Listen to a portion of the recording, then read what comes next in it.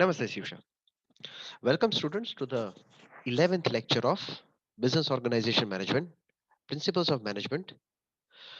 Today, we are going to continue with strategy formulation and policy.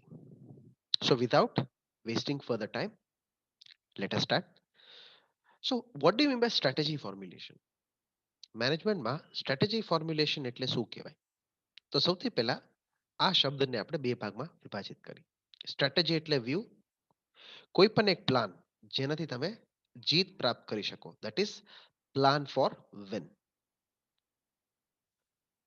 Plan for win is what we call as strategy formulation. So what is strategy formulation basically? તો strategy formulation એક એવા પ્રકારની યોજના બનાવવાની પ્રક્રિયા કહેવાય જેનાથી તમે ગેરંટી શ્યોર શોટ જીતી શકો. જેમ કે કોઈ પણ એવી પ્રોસેસ જેના કારણે ઇન્સ્ટન્ટલી સેલ વધે, ઇન્સ્ટન્ટલી માર્કેટ પ્રોડક્ટમાં હિટ જાય. જેમ કે જીઓ વાળાએ પહેલી જ વસ્તુ લોન્ચ કરી, શું? એમને 4G પ્લાન લોન્ચ કર્યું. જીઓ વાળાની સ્ટ્રેટેજી હતી, એમને જીઓ પ્લાન લોન્ચ કર્યું, 4G કાર્ડ્સ લોન્ચ કર્યા અને બધાને અનલિમિટેડ નેટ આપ્યું.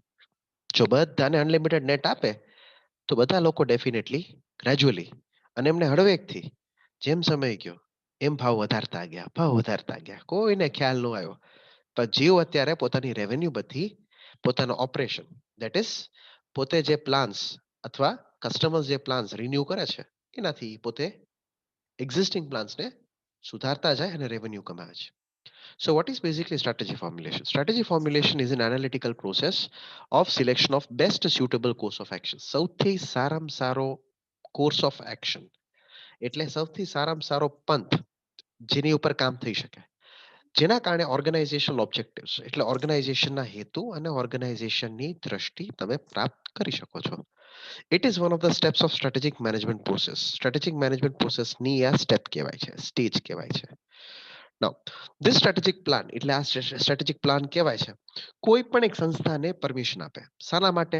પોતાના સ્ત્રોતો વિશ્લેષણ કરવા માટે, એક પ્રકારનું નાણાકીય પ્લાન એટલે બજેટ તૈયાર રાખવા માટે, અને એ બજેટ તૈયાર રાખવાના આધારે નક્કી કરવા માટે કે કઈ રીતે ડિસિઝિવ એક્શન લઈ શકાય, એટલે કામ કરતા પગલા લઈ શકાય.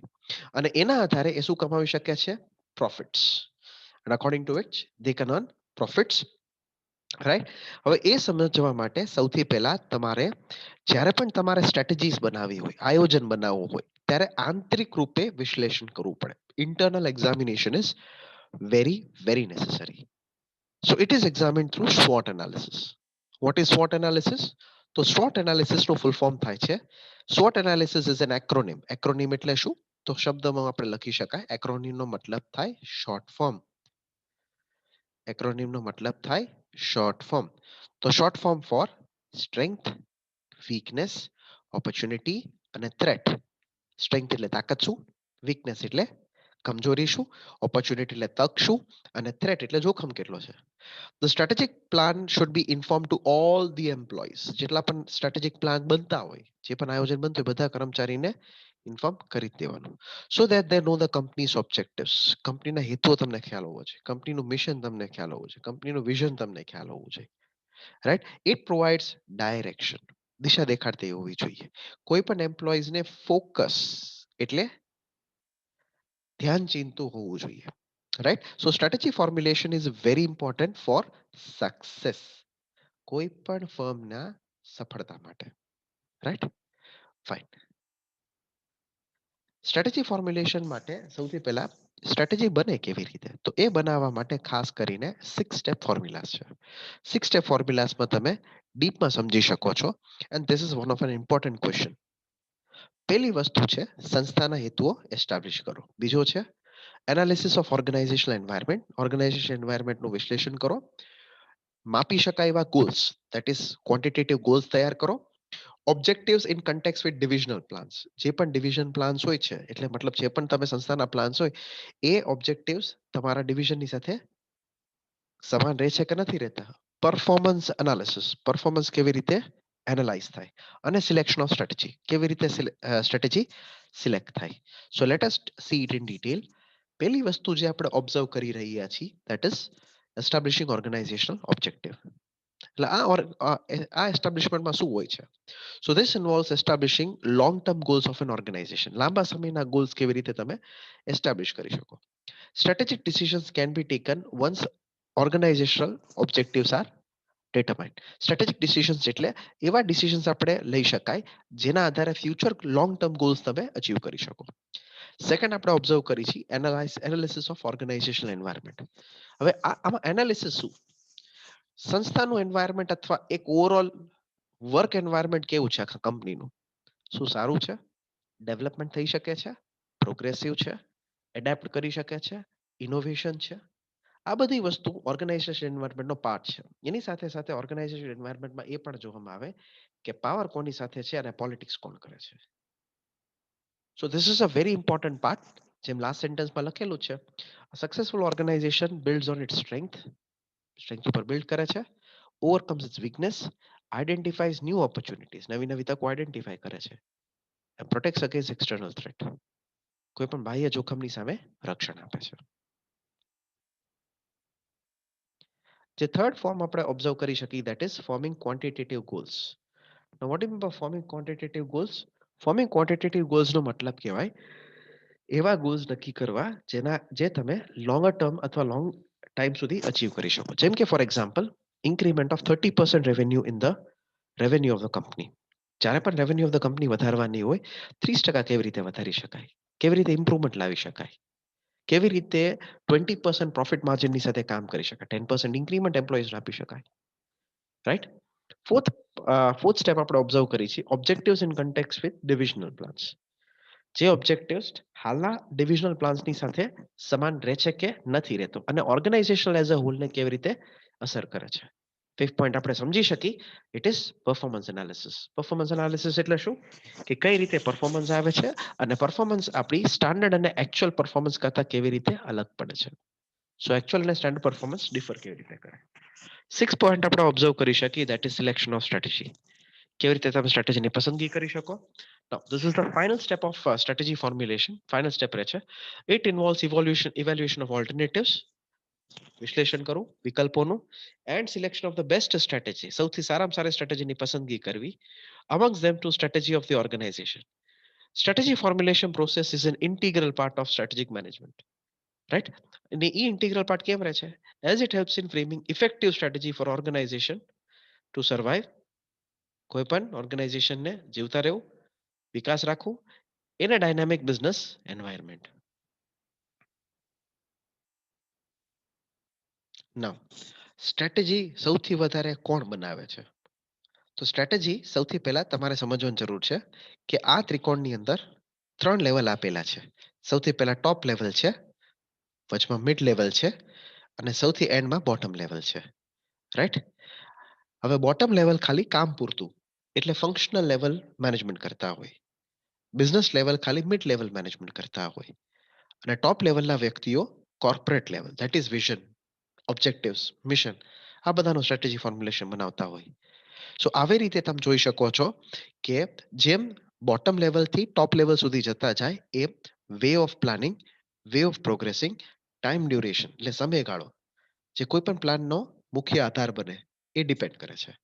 સો બિઝનેસ લેવલ એટલે શું? કે બિઝનેસ કેવી રીતે ચલાવી શકાય, બિઝનેસને આગળ કેવી રીતે લઈ જઈ શકાય. અને ફાઇનલી ફંક્શનલ લેવલ એટલે શું? તો ફંક્શન શું બને છે અને ફંક્શન કેવી રીતે ડે ટુ ડે ટાસ્ક માટે એપ્લિકેબલ છે.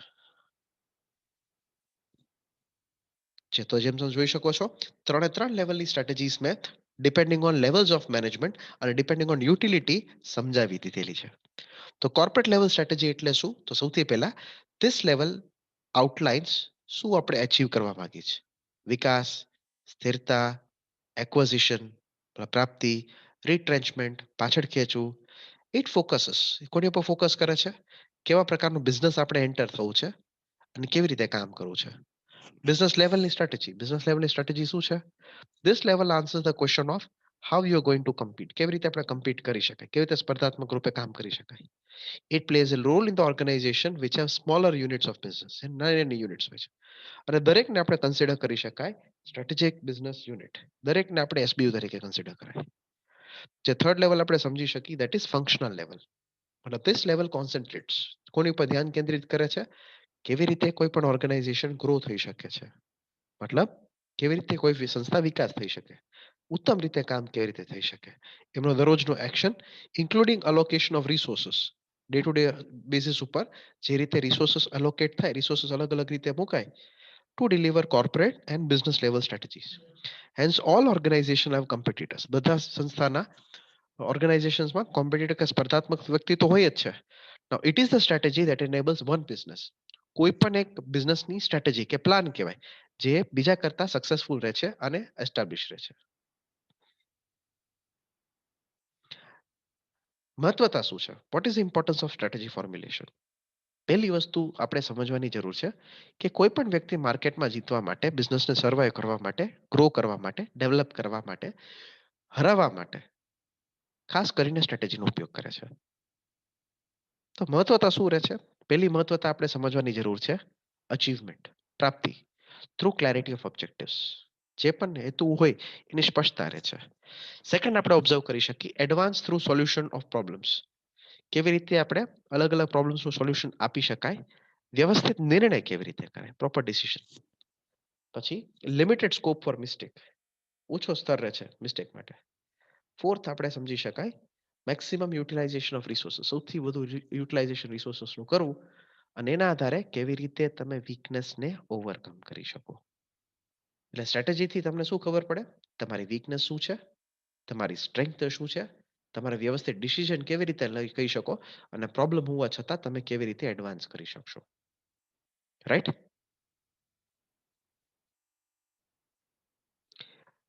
સ્ટ્રેટેજી ફોર્મ્યુલેશન આપણને સર્વને ગમતી તો હોય જ તે, પણ strategy formulation is not only the only solution in planning.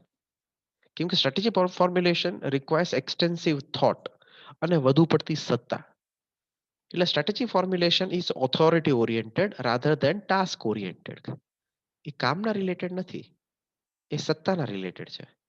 એટલે authority oriented tendency of top management ઉપર ફોકસ કરતા સ્ટ્રેટેજી ફોર્મ્યુલેશન ખાસ કરીને ટોપ મેનેજમેન્ટ ઉપર વધુ ફોકસ કરે છે. બીજી બાજુ કોઈ પણ ડિસિઝન લેવા માટે તમારી પાસે હોવું જોઈએ એનું માળખું, જેને કહેવાય ઇન્ફ્રાસ્ટ્રક્ચર. ડેટા લેતા વ્યક્તિઓ હોવા જોઈએ, ખાસ વ્યક્તિઓ એનું કામ એક્સપર્ટાઇઝ કરતા, જેમ કે સીઓ હોવા જોઈએ, અકાઉન્ટન્ટ હોવા જોઈએ, એવા વિઝનરી મેનેજર્સ તમારી પાસે હોવા જોઈએ, લોયર્સ હોવા જોઈએ. સ્ટ્રેટેજી ફોર્મ્યુલેશન જ્યારે પણ થાય ડિસિઝન મેકિંગમાં મોડું થાય છે, delay in taking decision. Fourth point આપણે સમજી શકીએ પોટેન્શિયલ ડેમેજ થાય જ્યારે પણ સ્ટ્રેટેજી ફોર્મ્યુલેશન પાર્ટિસિપેટ થાય. ઘણીવાર ગમે તે તમે સારી પ્લાન બનાવો, ગમે તે સારી રીતે વિચારો, એન્વાયરમેન્ટ અનુકૂળ ન બને. So limitation of environmental analysis also. So please keep it in mind કે સ્ટ્રેટેજી ફોર્મ્યુલેશનમાં ઇમ્પોર્ટન્સ અને લિમિટેશન ડીપમાં સમજવાનું આપણે રહે છે. Right? Now let us start with after completion of strategy formulation we proceed to next particular topic that is policy. તો policy શું કહેવાય છે? જેમ તમે સમજી શકો છો પોલિસીઝ આર જેનેરિક સ્ટેટમેન્ટ્સ. પોલિસીનો ગુજરાતી અનુવાદ થાય નીતિઓ, જેના કારણે તમે અલગ અલગ એનર્જીને અલગ અલગ સ્ટ્રેટેજી તરફ ફોકસ કરી શકો. So it is an organisation's general way of understanding, સમજણ કરવા માટે, interpreting and implementing strategies. Like for example, જેમ કે એમની પાસે રિટર્ન પોલિસી, કંઈક પાછળ દેવાની પોલિસી હોય, રિક્રુટમેન્ટ પોલિસી, ભરતી કરવાની પોલિસી હોય, પ્રાઇસિંગ પોલિસી, ભાવ નક્કી કરવાની પોલિસી હોય. Policies are made across all levels of management. Policy બધા લેવલ ઓફ મેનેજમેન્ટમાં જ હોય છે. But from major policy, from top most level to minor policy, the managers need to form policies to help the employees navigate a situation. Managers એવી નીતિઓ બનાવવી પડે જેના કારણે પહેલાથી જ નક્કી કરે કે આ જ નીતિ છે, આવી રીતે થશે. Navigate a situation with predetermined decision. They also help employees to make decision. ઘણીવાર અનએક્સપેક્ટેડ સિચ્યુએશનમાં પણ પોલિસી ઘણીવાર બને. જેમ કે મોડું આવો તો રજા મુકાઈ જાય, જેમ કે આ કરો પગાર કપાઈ જાય. They also help employees to make decision in unexpected situation. જન અનિશ્ચિત પરિસ્થિતિમાં પણ પોલિસી મદદરૂપ બને છે. મૂળ તત્વો કયા છે પોલિસીના? તો પોલિસીની પાસે એક ક્લોઝ રિલેશનશિપ છે. શાની સાથે? ઓર્ગેનાઇઝેશનલ ઓબ્જેક્ટિવ્સની સાથે. જે તમારો ઓર્ગેનાઇઝેશનલ ઓબ્જેક્ટિવ, જેમ કે કોઈ પણ સંસ્થા નિયમિત થવી જોઈએ, સક્ષમ થવી જોઈએ, સફળ થવી જોઈએ, રાઈટ? તો આ બધા ઓબ્જેક્ટિવ્સની સાથે પોલિસીનો એક ખાસ સંબંધ હોય છે. શું સંબંધ હોય? સારી નીતિઓ રાખો, સારા હેતુઓ પ્રાપ્ત થાય. Policy interprets the behaviour of people. Policy interpret શું કરે છે? કેવા પ્રકારનું વર્તન છે ઇન ઓર્ગેનાઇઝેશન, અને એના આધારે ગાઈડલાઈન એટલે દોરવણી આપે છે. એટલે પ્રી ડિસાઇડેડ કન્ડિશનમાં કેવી રીતે કોઈ પણ વ્યક્તિને કોઈ પણ વસ્તુ આપવી, કેટલી છૂટ આપવી, એ ખાસ કરીને એક પોલિસી બને. Policy is a decision and it is formulated after undergoing different processes, અલગ અલગ processes of decision making. Formulating policy is a managerial function. સૌથી પહેલા પોલિસી બનાવવું એક મેનેજરિયલ ફંક્શન છે, અને એ મેનેજરિયલ ફંક્શનના આધારે પોલિસીસ ડિટરમાઇન થાય, ટેસ્ટ થાય, બને. The management has to give its main contribution in formulating policy. Policy બનાવવામાં કોઈ પણ મેનેજમેન્ટે પોતાનું કોન્ટ્રીબ્યુશન આપવું જ પડે છે. Let us discuss need for policies, then we will be wrapping this part. Right? So policy શેના માટે એસેન્શિયલ છે? તો પોલિસી નક્કી કરે છે કોઈ પણ ઓર્ગેનાઇઝેશનની સક્ષમતા અને અસરકારકતા. કેટલી અસરકારક છે, કેટલા હદે કામ કરવામાં ઇફેક્ટિવ છે, તો પોલિસી એસેન્શિયલ બને છે. Policy speeds up the process of decision making. Decision making એટલે નિર્ણય કરવાની પ્રક્રિયા પણ ઝડપથી થઈ જાય છે. Policy provides guidance to high officials. જે હાઈ ઓફિશિયલ્સ હોય એને ગાઈડન્સ પણ પ્રોવાઈડ કરે છે, and their subordinates to carry out their work in best possible ways. સૌથી ઉત્તમ રૂપે કામ કરવામાં મદદરૂપ થાય. Policy provides proper effort. Policy વ્યવસ્થિત પ્રયત્નો આપે છે, and activities four effective coordination. અસરકારક કોર્ડિનેશન કરવા માટે પોલિસી મદદરૂપ થાય છે. So I think this much would be more than sufficient for this part of the video. Please keep it in mind. તમે જોઈ શકો છો, I had started with strategy formulation. Strategy formulation થી સ્ટાર્ટ કરીને ઠેઠ મેં કમ્પ્લીટ કર્યું છે પોલિસી સુધી. Please keep it in mind. Strategy formulation અને પોલિસીસ બીબીએ સ્ટુડન્ટ્સ માટે વધારે ઇમ્પોર્ટન્ટ છે અને બીકોમ સ્ટુડન્ટ્સ માટે ઓછું ઇમ્પોર્ટન્ટ છે. બટ સિલેબસમાં બંનેનો પાર્ટ આવે જ છે. એટલે હું સ્ટડી કરાવતો હોય તો બીબીએ ના સ્ટુડન્ટ્સને ખાસ ઇન્સ્ટ્રક્શન્સ મારી, please make it a point of going through each and every point that I've covered in the slide very extensively and very clearly. I think this much would be sufficient for this part of the video. Thank you very much. Have a nice day.